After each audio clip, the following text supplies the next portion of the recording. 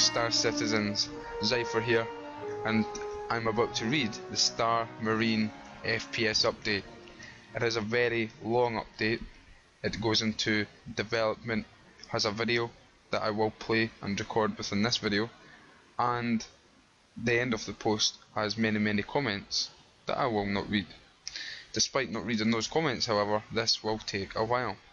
But hopefully I can get it all done in one go and you don't notice any change in the pitch of my voice. Alright, now let's begin. The first part I'm going to read to you is from Chris Roberts himself. It begins, "Greetings, citizens. It's no secret that Star Citizen's next major release is Star Marine, previously known as the FPS module. In much the same way that Arena Commander or the dogfighting module is helping us build a better space sim, Star Marine is intended to introduce the first-person shooter gameplay that will be part of the core of both Squadron 42 and Star Citizen. Since the days of Wing Commander, I have dreamed of integrating a first-person shooter with a space sim. It's such an exciting idea. You might land your fighter on a carrier, then race into battle to repel alien boarders, or you might put down on a seedy border world and fight off pirates eager to steal your cargo. And on a broader level, it speaks to our long-time goal of increasing immersion. You're no longer taken out of the action with between missions, game flow menus, or worse. Instead, from the moment you start the game to the minute you exit, you're living in and interacting with the Star Citizen world. That's why we kicked off the Star Citizen as a first-person universe, right from the start, and that's why we picked an FPS engine to build on. Star Citizen isn't like my previous games. You aren't directly playing a ship, you're controlling a character who is flying a ship. You've had first-person action against fighters in Arena Commander. You've explored your hangar. You've even drawn your pistol in combat to take shots at other players and their ships. Thanks to the support of the Star Citizen's backers, the framework of our modular development process, and the incredible talent of the teams working on the game, melding elements of a first-person shooter with a space combat adventure are no longer a distant dream. It's an impending reality. Star Marine, like the upcoming multi-crew module, means a leap far ahead in this process. It's something many of us, and I suspect many of you, have dreamed about for many years. Where Star Marine differs from Arena Commander is that we're not launching it in its most basic game. Instead, we're trying for something more. It includes animation fidelity and attention to detail that you wouldn't normally expect in an alpha gameplay module. There's even an entire sci-fi sports game with zero-G movement, fully simulated and animated in there. And don't worry, there's traditional FPS action too, with some new ideas that aim to set Star Citizen apart from the crowd. We know you're eager to try Star Marine, and our job today is to get it ready for you. That doesn't mean releasing the end-all finished product. As with Arena Commander, we're going to be revising and updating and expanding the game based both on our schedule and your future feedback. What it does mean is that we need to address everything we possibly can before we release the first version, because there's no sense getting feedback where we know further work is needed.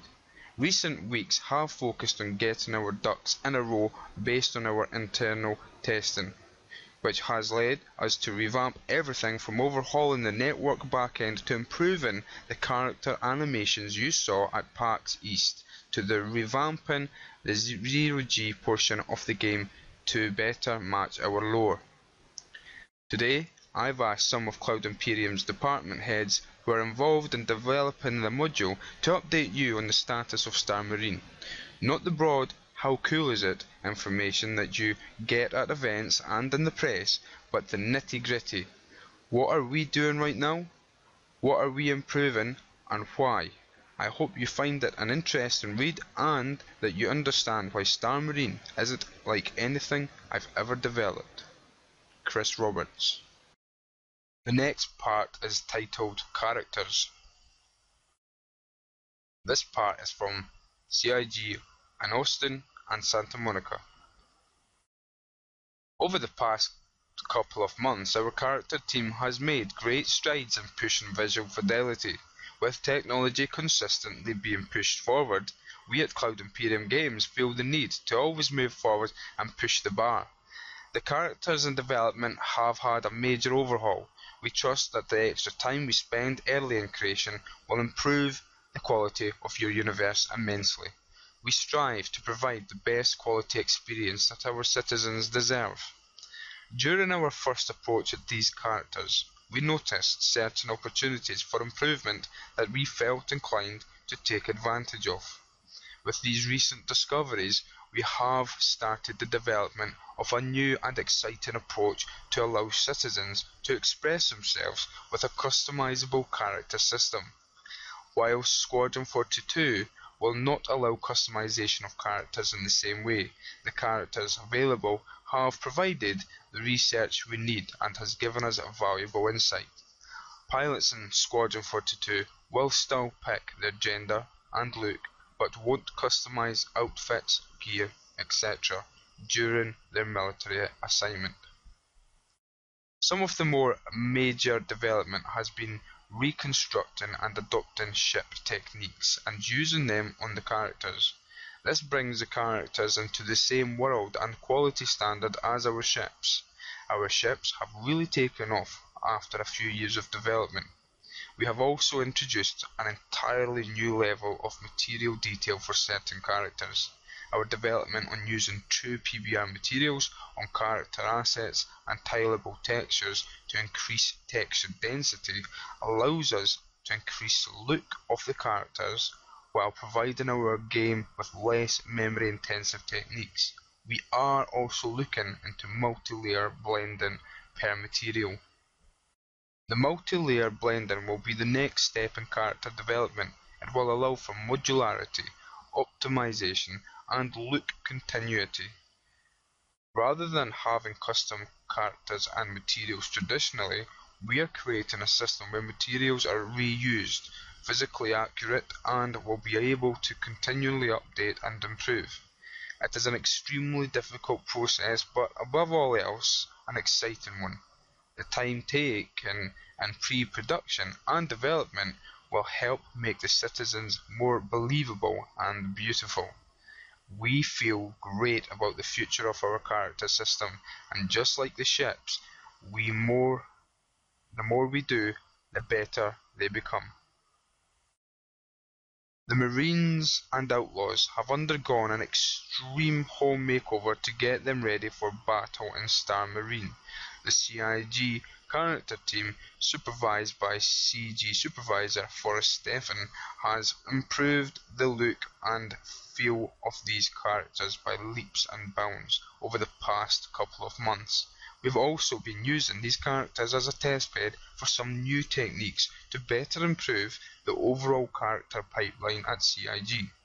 A major focus has been making these characters feel truly next generation, and they look the part.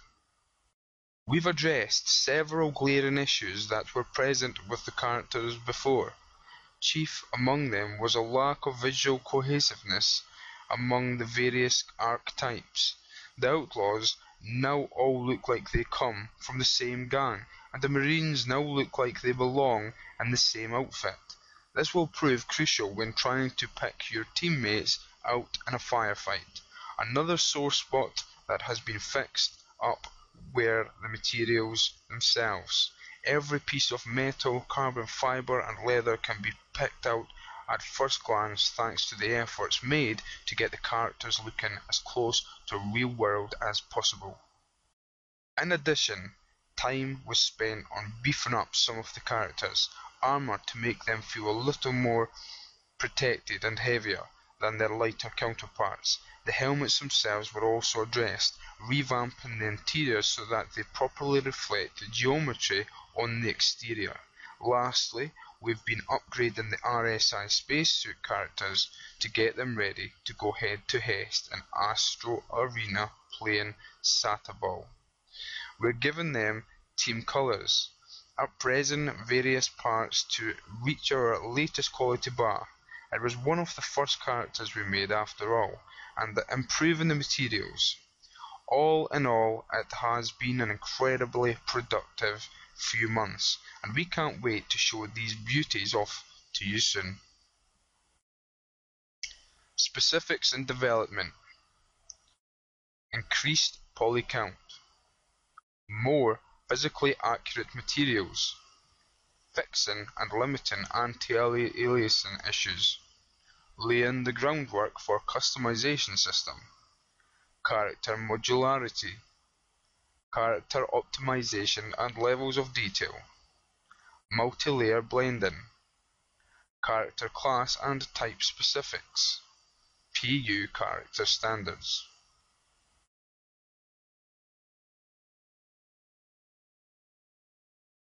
Now here is a short video of Star Citizen FPS character development.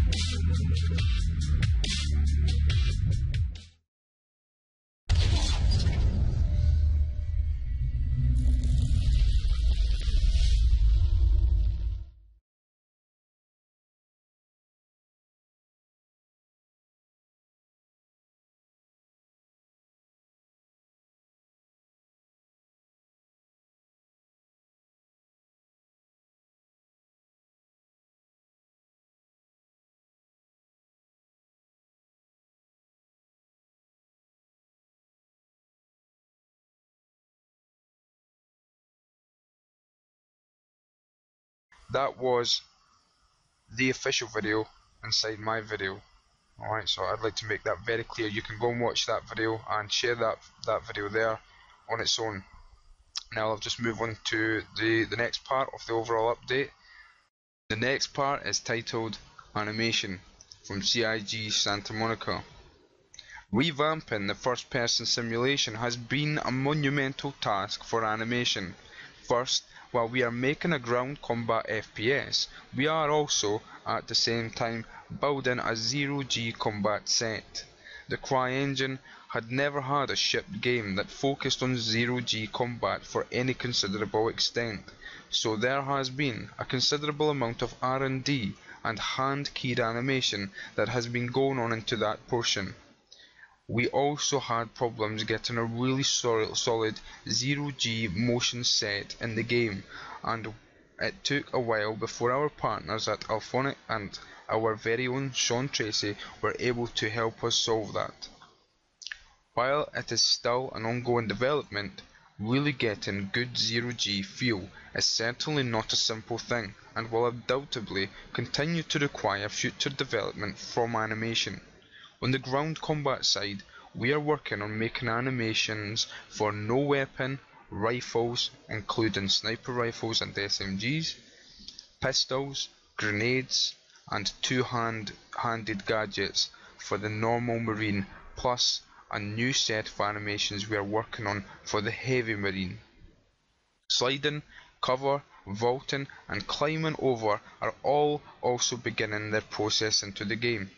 Gunplay is important, if not paramount, in any FPS, and our team has been working on revamping the gunplay and feel from what was seen at PAX.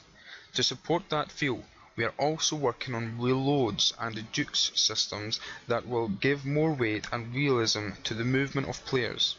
For those citizens not in the know, we started revamping everything in January of this year, starting from scratch on most animation sets to make sure that we are delivering the highest quality results we are expecting of Star Citizen. But it all takes time. Delivering a VO for both a ground-based FPS and a zero-G FPS are both challenging tasks. I expect our first release will have many bugs, glitches, and things that just overall need polished to make a truly great game. The Star Citizen dev team is dedicated to seeing this through and delivering the best damn first-person space sim ever, and we all appreciate your support as we work towards that goal. Now for a short video which is titled AI Mercenary Door Check Left, and these are the sort of videos that I wish everyone who commented about the game's demise or what the developers are doing with the money, etc., would watch, because they do show to an extent a fair amount of money obviously being spent in order to create even the smallest parts of the game.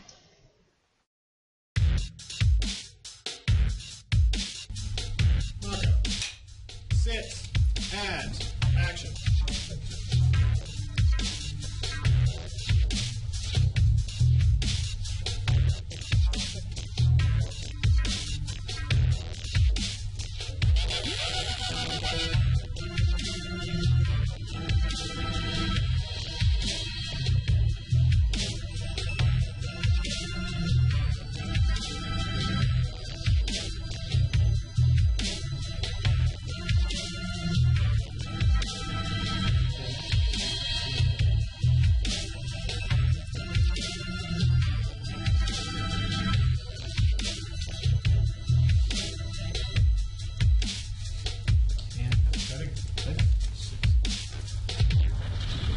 Marker.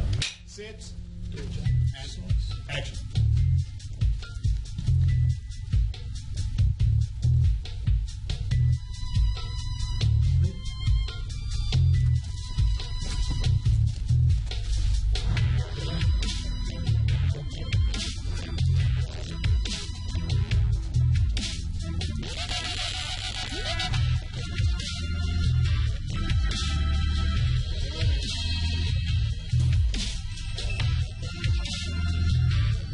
Marker.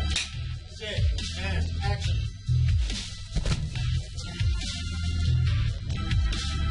Oh, and cut. Running. And we'll take you to make it up. Marker. Sit and action.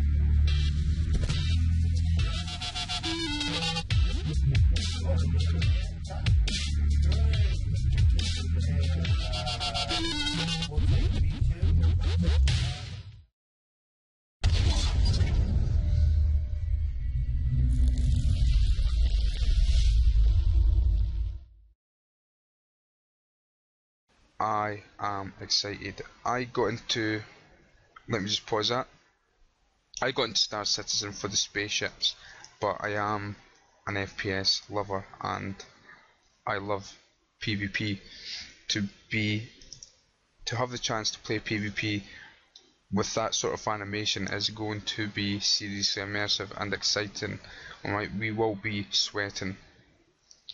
Right, now let's move on to the next part, which is art and environment. This part is from Alphonic. With the common release of the FPS module, we wanted to update everyone with changes to the environment artwork in terms of lighting and support for the various game modes. We recently made many changes to implement a new lighting approach that enhanced the game visuals for both the Astro Arena environment and the Gold Horizon station. The new lighting model is a pretty big step over what we have been able to achieve in the past, and is being applied to the entire game as a whole. The lighting effects are much more realistic and have provided the artist with a greater scope of control. Every single light is now physically calculated in terms of its volume and brightness.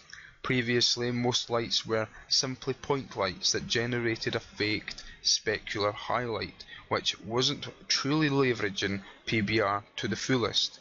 Now surfaces calculate and bounce light much more accurately.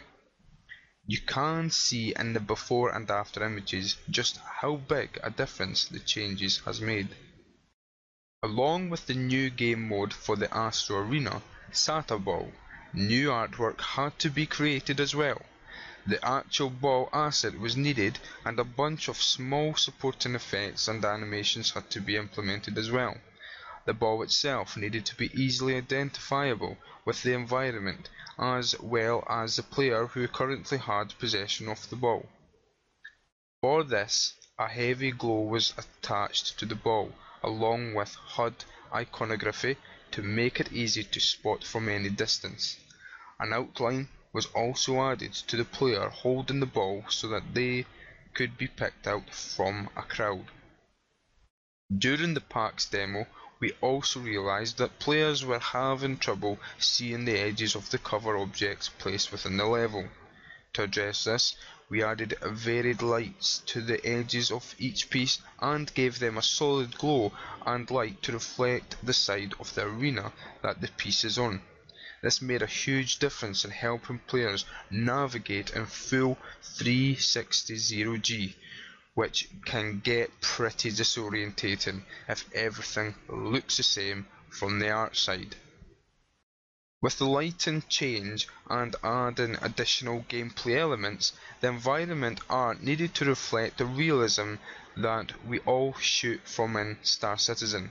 Global art improvements included adjusting the ambient lights, gameplay layout changes in the Golden Horizon level, adding stadium-style canned lighting on the ring and above the goals, increased fidelity on the advertisements on both ring and ad drones, added first backlight panels on the cover modules, overall increased the global lighting contrast, added smaller human scale lights, added more smaller human sized details for scale across many assets in each level, creating animated advertisements that are used on the ad drones buzzing around the exterior of the Astro Arena, an improved skybox with additional nebula assets, an additional lighting pass on Golden Horizon, gameplay specific artist level changes for both Astro Arena and Golden Horizon. Finally, it's important to note that when the lighting integration changes came online, there was a ripple effect. This means that not only did we update the lighting scheme, we also had to make edits to the PBR materials to ensure the best quality you all expect. Alright, it's time for another video. Vimeo has messed up slightly. There is no title here, but the video is to do with the SATA Ball arena, and it's a small walkthrough of where players will initially, like a holding area, where players will wait before entering the actual arena. There's no sound for this video. Now, as you can see, there looks like lockers in the background there. so that could be possibly where we grab weapons, and we have that little waiting area that we are familiar with in a certain movie. And here we are, the arena itself. I can imagine a lot of kids especially will be excited to try this. I'm personally not as excited about this. This is not why I backed Star Citizen. I think a lot of people may feel that way, but it will be cool to try, and I am a big PvP fan, so I might find myself getting hooked on it. It's just replaying automatically. I'll just let it go one more time. I'm not sure what the holograph, the purpose of the holograph is going to be, unless the configuration of the arena will change in time, and therefore we can stand and examine that holograph and maybe formulate a plan before we enter. Obviously, we would not need to do that or need that holograph if things stayed the same. Knowing the developers of Star Citizen and Chris Roberts, the chances are the configuration of this arena will, even if it's after the launch of the game, the configuration will change, and all these objects will be in different positions, which will make it very interesting. And that itself, that element right there, could make me far more interested in this being a key part of my daily play of Star Citizen. Right, I think that'll do. Next up is SATA Ball and Zero G. In front of us is the Astro Arena. I'm looking at this Astro Arena and I'm wondering about the complexity of players who attempt to approach this complex in their spaceship. I would have to guess that there will be some sort of no-fly zone. There will be warnings when approaching the complex at some distance. I would guess that the UEE will protect this heavily, and simply approaching it will be a serious offence. However, if we did manage to reach this complex in our ship, can we fire upon it? Can we damage it? And what is the consequences? I know the UEE would obviously, they would chase us and probably kill us, but how aggressive would that be? Would there be more than the average UEE military response due to the unique environment that we're in with this Astro Arena, which is a very public event that is obviously broadcast to the entire planet?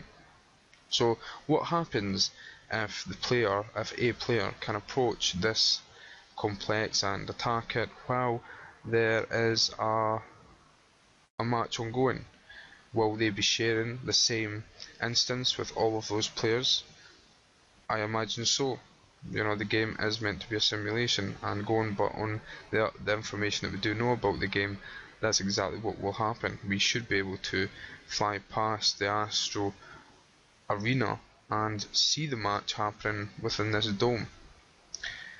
Now, is it possible that only players with a good history, their character obviously, not the player itself, but their character, has special permission to approach this area or even approach this side of the planet?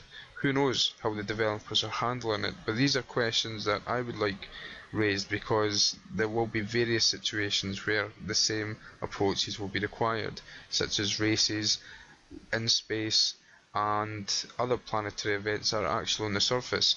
How does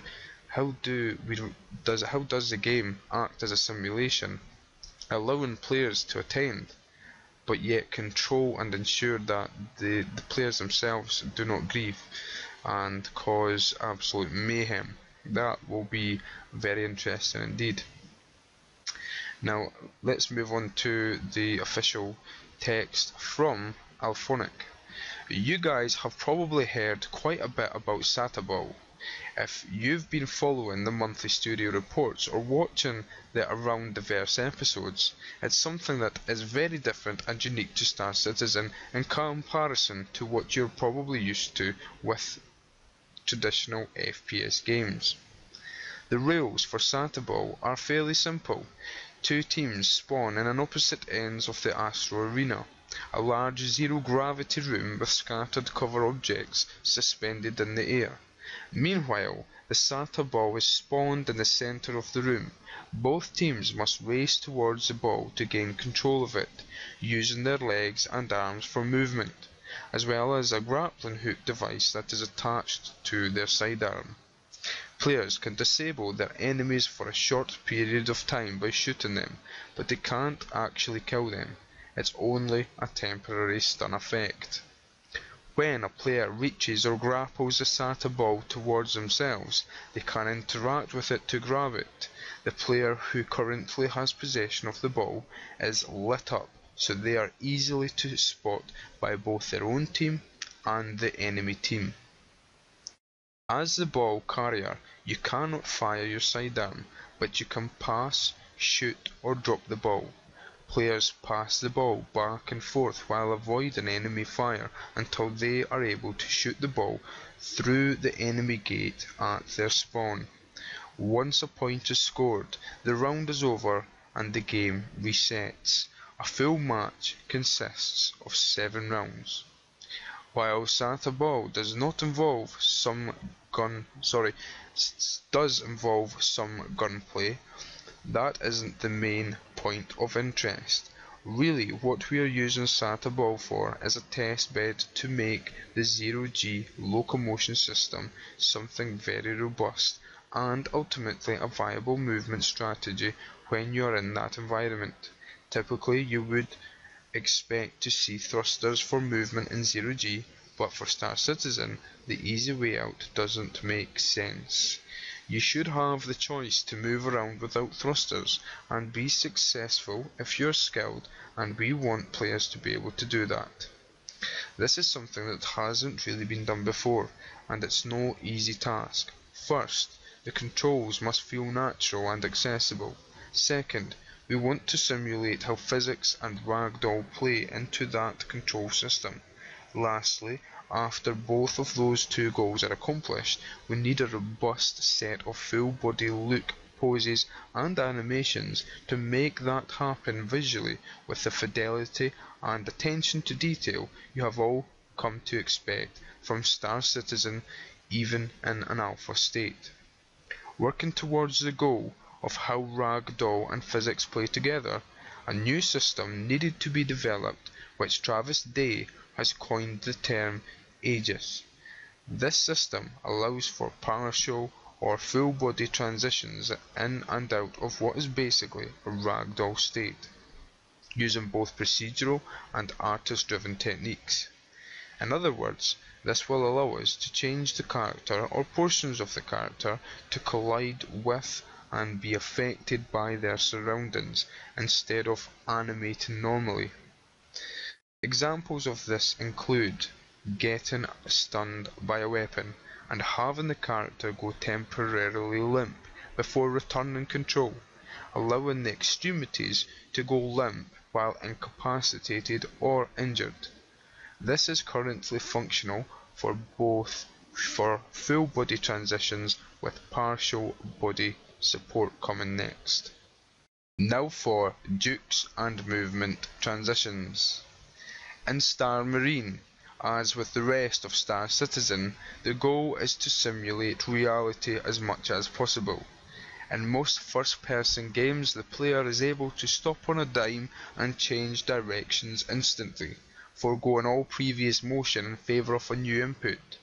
For Star Citizen, we wanted not only better looking motion, but more realistic transitions between motions to simulate this. This is where the movement transition system comes in. CryEngine already has support for movement transitions on AI, but we needed something player driven as well. Building on those ideas, we wrote a system that takes snapshots of the player's requested movement and determines if the player is making a large enough change that would require extra steps to slow down or change direction. This comes in the form of starts, idle to moving, stops, moving to idle, and jukes, quickly changing directions. This encourages players to think more tactically about their movement and to stay aware of their surroundings. It also makes the animations look much smoother by removing pops from quick input changes. So we're sorry to say, but we won't be supporting 180, no scoping or strafe jumping. The video below shows the system, but not the final result. We're still waiting on mocap to be cleaned up and integrated to have truly smooth transitions. Keep watching the comlink for more updates. And I'll just move on to the video, which is titled Dukes and is on Vimeo, not YouTube. And play. You'll see when the character runs forward and wishes to stop, the character stretches a leg out ahead. And at this point right there, you see the character leans to the left slightly. I think there is some improvements to be made, but the text did say that this is very early work. But the fact that they're thinking this far into it to make the character movement realistic is impressive. It goes against everything those trolls and more negative opinioned individuals on the social networks are saying about the project, in terms of where funding is being spent and the so-called lack of work. It's a complete opposite. There's innovation being exercised here, and I would say the bar for gaming in general is being raised. It's not just a bar within this project. They are seriously raising a bar for online gaming. Right, so that's enough of that. The next part of the update is titled Matchmaking. Matchmaking from CIG Austin. Last fall, we made a concerted effort to lock down the entirety of the networking architecture that would drive Star Citizen in the years to come. Prior to that, in order to get Arena Commander out the door, some corners were cut a bit too closely, and as a result, stability and performance have suffered, and the system's extensibility hasn't been nearly as robust as it needed to be. We greatly appreciate the patience that the community has afforded us and are happy to announce that we've made tremendous progress and are getting close to beginning a phased rollout of new features and functionality that we've been developing. The first pieces of the comprehensive update will arrive with the Star Marine FPS module. It will include a completely new matchmaker, game instance manager and party service, and we refer to the collective solution as the generic instance manager.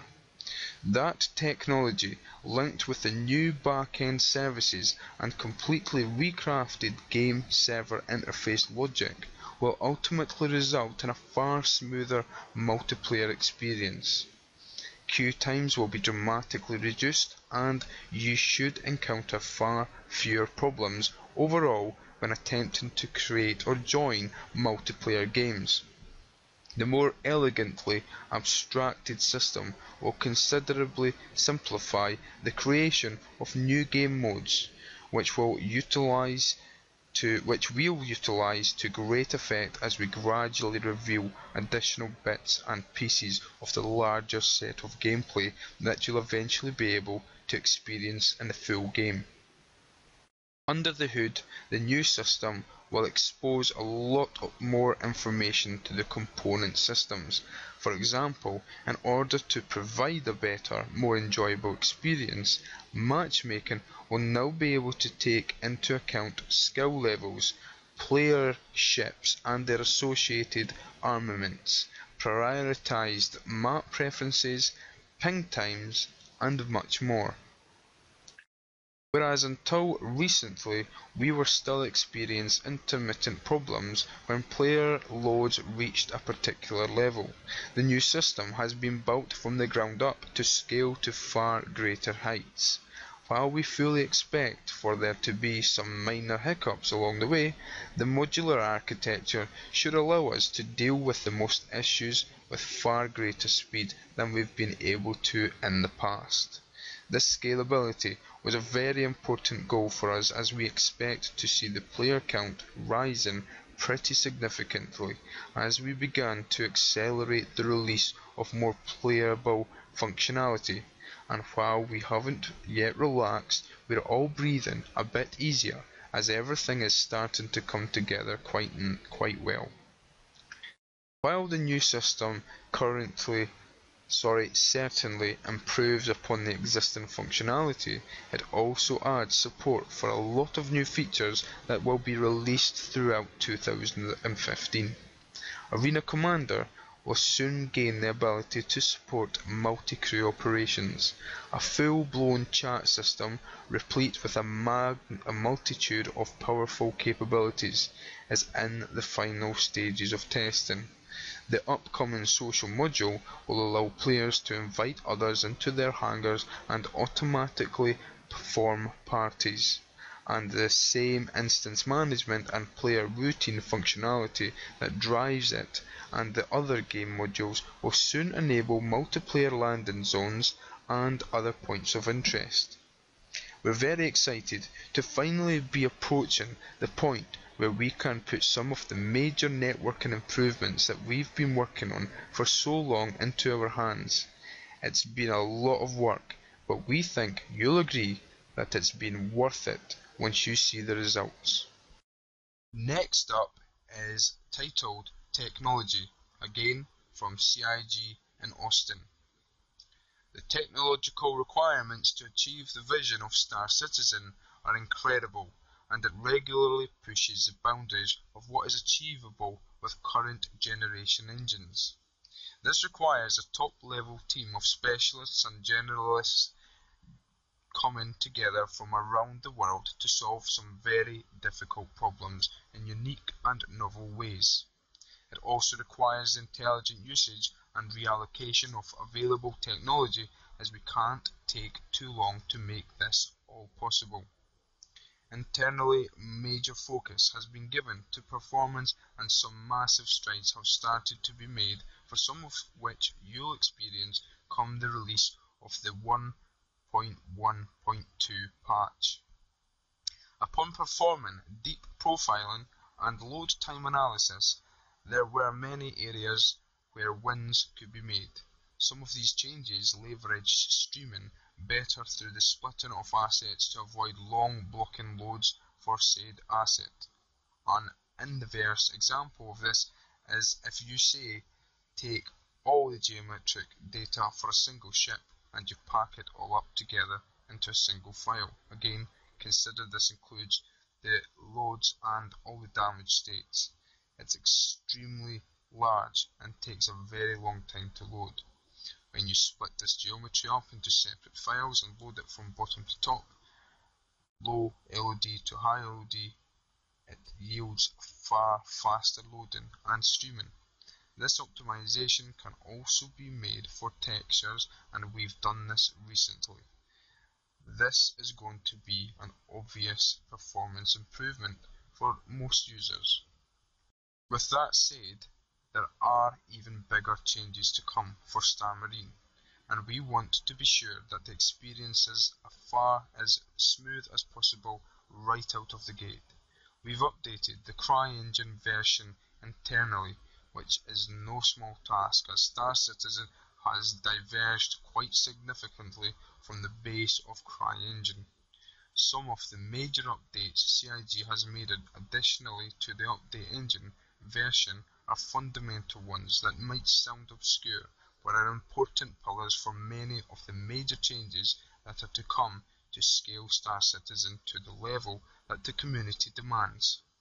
Some of these include important updates to 64-bit World Coordinate System, the conversion to 64-bit global entity IDs, geometry streaming, Ghost, which is a game object state machine,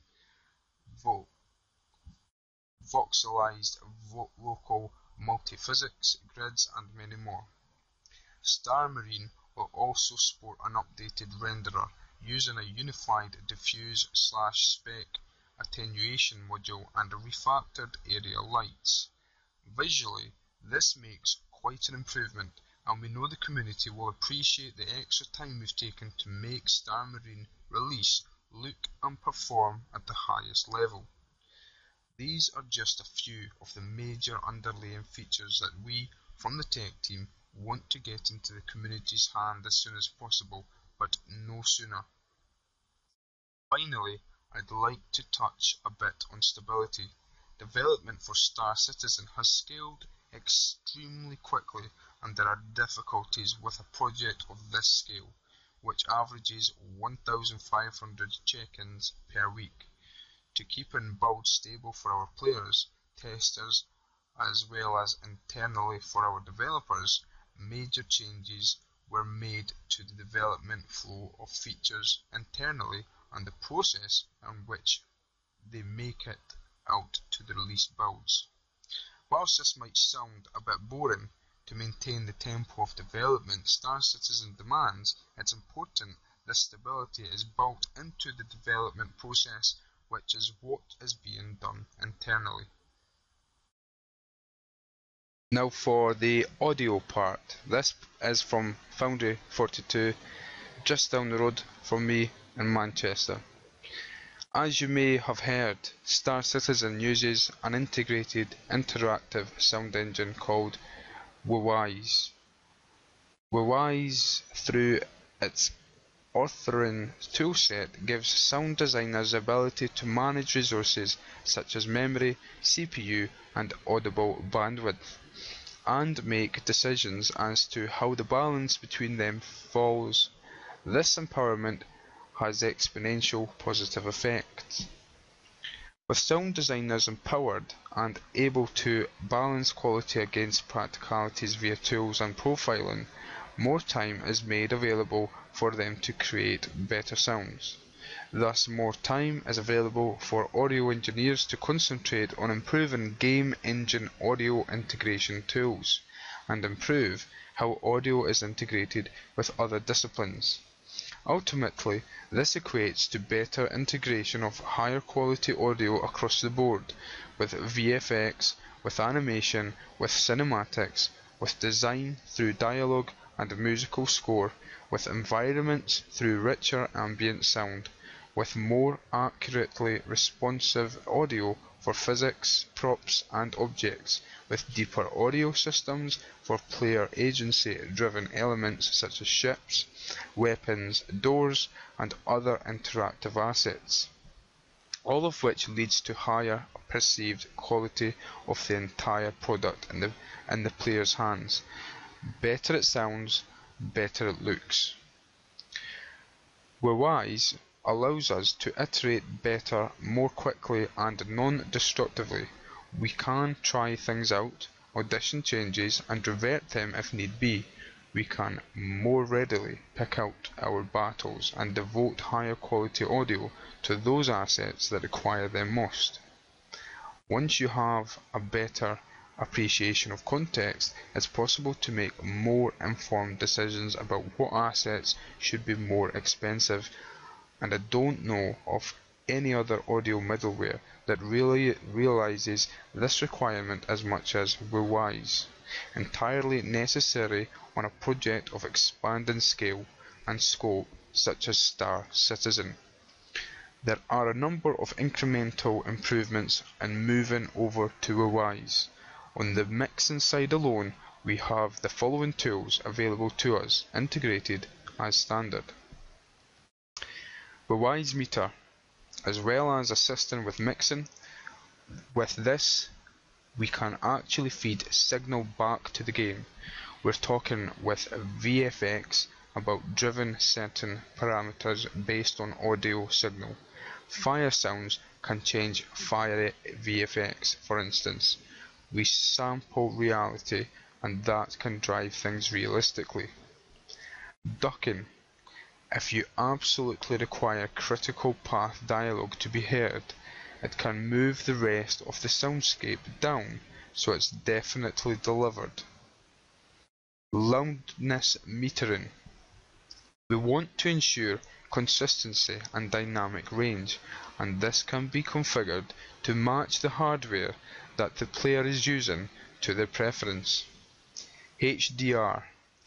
Perceived loudness can be achieved without assailing the player with sound pressure that would be actually deafening. We can more realistically model spaces with convolution reverb. We can even sample real-world spaces ourselves and model them in-game so that a cockpit interior reflects audio like a real cockpit interior. We have plug-in suites to affect audio much as we would on offline digital audio workstations from the likes of Isotope and MicDSP. We'll be able to route and process vocals at runtime to sound as if they're coming from a dynamic radio system rather than rely on an offline processed static assets. We have the WWI's interactive music systems to more readily change music in response to change in game states. Important to be able to do this without breaking the inherent rules that music needs to follow. All the above represent our main wins. It's a complex system, and bringing that together with another complex system, CryEngine, is a tricky docking procedure, and we're hoping to complete it without too much friction. Where the longer term goals of Star Citizen are concerned, we are restructuring our sounds and approaches to audio to be more extensible, more reconfigurable, and layered and/or granular, rather than mixing complex layers of sound down into single assets, which can be quite inflexible. We can cater for a more variable open world, or open universe even, by recombining them at runtime. We will have a higher voice count, but with careful management and balancing, we can have exponentially more variation than the more linear approach to game sound design affords us. Where the game is based around components that the player can reconfigure into any number of permutations, the audio can follow. This is the core of a more audio systems layer approach that can scale and vary as Star Citizen itself expands. We'll have the tools to do this while also maintaining a more cinematic aesthetic audio scheme where that's required for our linear swaths of gameplay, i.e. Squadron 42. And finally, the conclusion. We hope this update has helped you better understand all the pieces going into Star Marine, with teams from studios around the world contributing essential elements to its development. We will continue to provide regular updates on the comlink and during around the verse until we're ready to kick off the first public release. Trust us when we say we are eager as you are to kick off playtesting and let the Star Citizen community see what we've been putting our all into. Star Marine is an important building block to the complete Star Citizen experience. It's a showcase for how far we've come with many of our technologies and processes, and it's going to be a lot of fun too. We'll see you on Gold Horizon.